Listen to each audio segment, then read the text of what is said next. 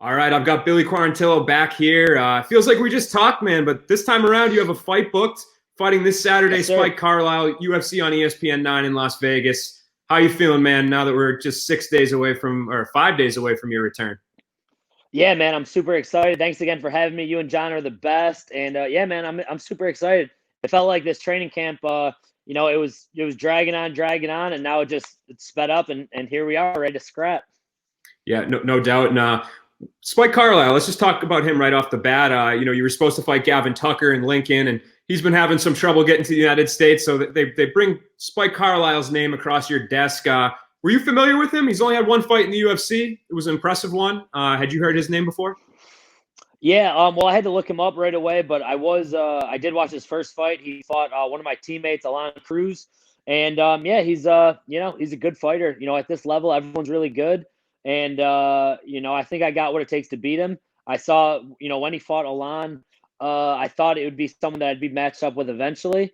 At that time, I didn't know who I was going to be fighting, so yeah, when they asked if I wanted to fight him, I said yes right away. And you talk about Alon, he's actually somebody that you're working with now, right? You kind of have a little bit of a makeshift team of UFC guys. You got Randy Costa from up my way and here in Massachusetts, and Alon and Matt Frivola. You guys, I mean, how did that Yeah. come together, the four of you? Yeah, so yeah, I've been getting some good training in with all those guys. So actually, I used to actually train with Alon back in the day. We started when I first moved to Tampa. He was a part of the team that I'm at now. And then along the road, he actually kind of switched teams. And but then for the last about year or so, we've been cross training. So I've been wrestling with Alon. I was actually helping him get ready for his fight with Spike. And then so he was in and out of this camp. Randy Costa actually came down to Florida because of this whole pandemic. He was having a hard time getting training up in Boston, and when his fight got canceled, he came down. So I got some good work in with Randy too. And Matt Frivola has been, one of my best friends, one of my main training partners throughout my whole career. And same thing with him. He lives in Long Island. So they weren't able to, they had to close their gym down. So Florida is it was a little less shut down. So when he heard that we were putting this training camp together, he flew down and he's actually going to be in my corner for this fight. So it's the first time he gets to corner me in the UFC. He's cornered me for one of my fights before. And it's just been great having everyone. Everyone kind of came together to help each other. And I'm going to help Matt get ready for his fight. Alon and Randy, when they get their fights, I hope to help them out as well. Very cool, man. I know some fighters struggle to find one UFC level training partner with the pandemic going on, and you have three. I know Alon's fight against Spike obviously didn't go his way, but is there any knowledge that he's been able to swing your way about whether it was, in preparation or what to expect studying Spike, or maybe when he was in there, things that he wasn't expecting to see? Do you feel like he's dropped some knowledge on you in that regard? Yeah, we talked about it. Me and Alon are pretty close. We talk every now and then, and yeah, he just kind of told me like what it felt like, what he saw that maybe that I might have missed watching the fight. He thought it was going to be a little more grappling. He might have shot in, and he ended up catching him with a kick and some elbows that may or may not have been illegal. To me, they didn't look that they were like that clean of elbows. But yeah, that's I was able to watch some of Spike's films, so just from what I've broken down from him, I kind of know what to expect. And like I said, I think it's a really good matchup for me. Let's talk about the weight too. This is 150-pound catch weight, and when this pandemic first started, Dana White on the call with some of the fighters said that he wasn't a fan of the catch weights, and that you shouldn't expect to ask for those type of fights, and we probably wouldn't see them. But here you are in 150-pound catch weight. So what was the thought behind that? Was it something you asked for? Was it something he asked for? Did you mutually come together? How did that come Yeah. about? Well, first of all, Nolan, I don't know how you got that footage because that was fighters only. No, I'm just kidding. I know. So yeah, this is what happened. So they called me, and so after hearing Dana White said that they weren't doing any catch weights, I made sure I kept my weight down. I usually try to stay in really good shape anyway, which I was able to do. They messaged me and asked me, how soon can you fight? And I said, as soon as possible.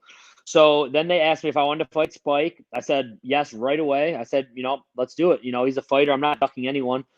And then it took a couple days, and they didn't get back to me. So I was like, okay, maybe he's in, maybe he's out. And then they came back and said Spike was, worried about making weight. So they said you can either fight Spike at either 155 or 150, or they'll look for someone else. But it's slim pickings right now because of this whole pandemic, so there's not a lot of options. And I said, that's fine. I don't want to give him too much of an advantage because it would have been a pretty normal cut for me to 145 since I stayed in really good shape. So I said, we'll do it at 150. That's fine. Make sure he's comfortable. I want to take this fight. I don't want him to be stressed over the weight cut too much, but I also don't want him to have too much of a size advantage. I'm expecting him to be a little bit bigger than me.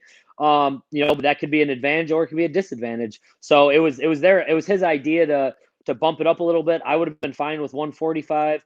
But it is what it is, and I didn't want to miss out on fighting. I want to fight, as much as possible. And so it was on them to bump up the weight a little bit. But it is what it is. I'm not worried about the weight cut, and I'm just ready to fight. And 150, it's fine with me. Let's talk about what fans can expect to see out of this fight. When you play it out in your mind and you're kind of envisioning what's going to go down on Saturday, I mean, how do you see it playing out? Do you feel like on paper it seems like it's going to be a pretty exciting fight? You both had, like I said, very impressive debuts, but do you feel like stylistically this will translate into a good one for the fans? Yeah, I know it's going to be an exciting fight. I can tell, it's going to be up there with fight of the night. I hope we can get it, or performance of the night. If you know me, I'm looking for the finish. I have a lot of submissions. I have a lot of knockouts. And there's a lot of ways I can beat him. I know that. And I think he's very limited to how he can win. He's very explosive in the first round. And then, we'll see what happens after that. We'll see if the, taking this fight on shorter notice affects him or me more. And I just know it's going to be nonstop action. I'm looking for the kill every second of that fight. I don't want to stay in there for too long. So I'm looking for the finish. I'm looking to make another statement. A lot of people I'm sure are thinking, the last fight, my opponent took it on short notice. So maybe it was a fluke. I know it was, and I knew that would have happened to a lot of people. So I know it's going to be an exciting fight. I know Spike's going to bring it. He's going to try to knock me out. He's going to try to submit me.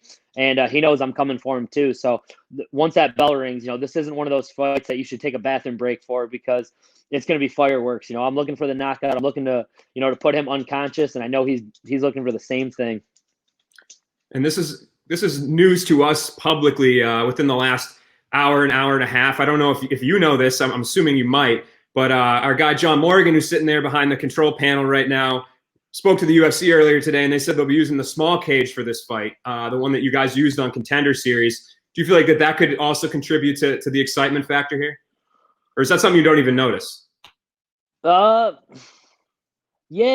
I mean, I don't really notice it. We actually fight in a cage. It's a 25-foot cage. We use a very similar cage at my gym.